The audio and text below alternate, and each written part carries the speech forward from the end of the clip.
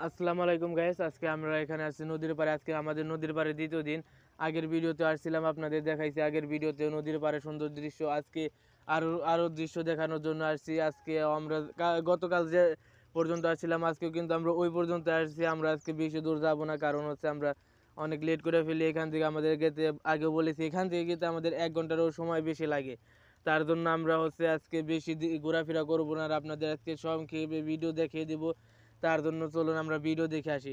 Video দেখার পূর্বে আমি একটা কথা বলবো, আমাদের গ্রামের দৃশ্য কেমন লাগে। যদি আপনাদের ভালো লাগে তাহলে আপনারা লাইক করবেন, শেয়ার করবেন, কমেন্ট করে আমাদেরকে জানাবেন। এটা হচ্ছে বিকালের দৃশ্য, দেখতে পাচ্ছেন বিকালের সৌন্দর্য। এখন হচ্ছে আমাদের এখানে সূর্য অস্ত যাবে। সেই সৌন্দর্য দৃশ্য আপনাদেরকে ক্যামেরা বন্দি করে দেখানোর চেষ্টা করছি। দেখেন এখানে বিকেল টাইমে কত সুন্দর একটা দৃশ্য হয়। এটা যদি আপনাদের কাছে ভালো লাগে তাহলে আমাকে একটা কমেন্ট করতে ভুলবেন না। এখানকার সৌন্দর্য দেখানোর জন্য আপনাদেরকে এখন আমরা হাঁটতে হাঁটতে চলে আসছি নৌকা পাড়ের জায়গায়। এই দেখেন, এইটা হচ্ছে নৌকা পাড়ের জায়গা। এই এই উপার দিকে মানুষ ওই পার যাওয়ার জন্য এই নৌকাটা ব্যবহার করে থাকে। এখানে নৌকা মাঝিও আছে, দেখতে পাচ্ছেন। ওই উপার থেকে ওপার আসতেছে নৌকা, আর হাঁসগুলো নড়াচড়া করতেছে। এটা কিন্তু বিকেলের দৃশ্য, বেশ মনোমুগ্ধকর হয়। আর আমরা যখনই এখানে আসি তখন কোনো লোকজন ছিল না।